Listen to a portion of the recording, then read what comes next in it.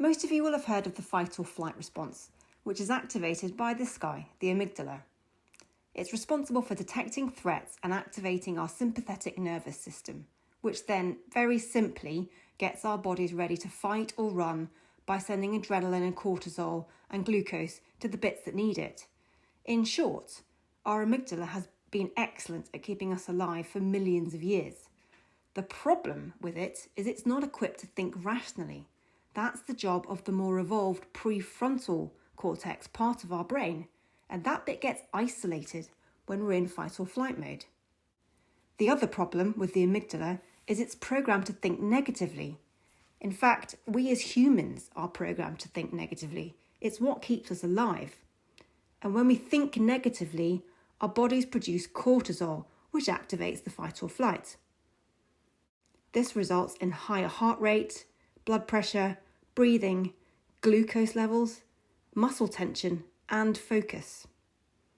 It suppresses our immune system, sleep, and digestive system. So here's where mindful breathing comes in. Simply by slowing down our breathing rate, we can actually activate our parasympathetic nervous system, which is the rest and digest part of our system. And that's going to release feel-good chemicals like endorphins and serotonin.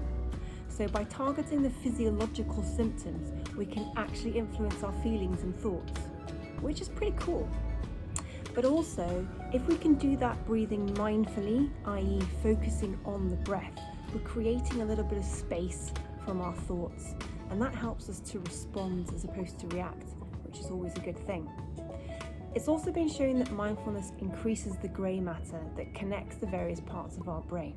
So by practicing mindfulness, we can help to strengthen those links between the amygdala and the prefrontal cortex.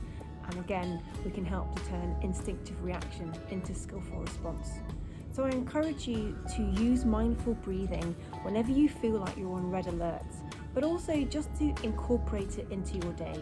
Do it when you wake up first thing, before you sit down for a meal, before you hit send on that email, before you respond to your partner, and before you go to bed at night.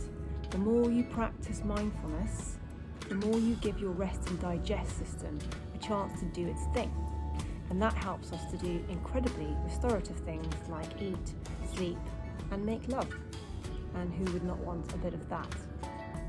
So next week, I'm going to be looking at different mindfulness techniques other than breathing that we've been looking at so far. But remember that you've always got the breath to come back to as that anchor point to practice mindfulness. I'll see you next week.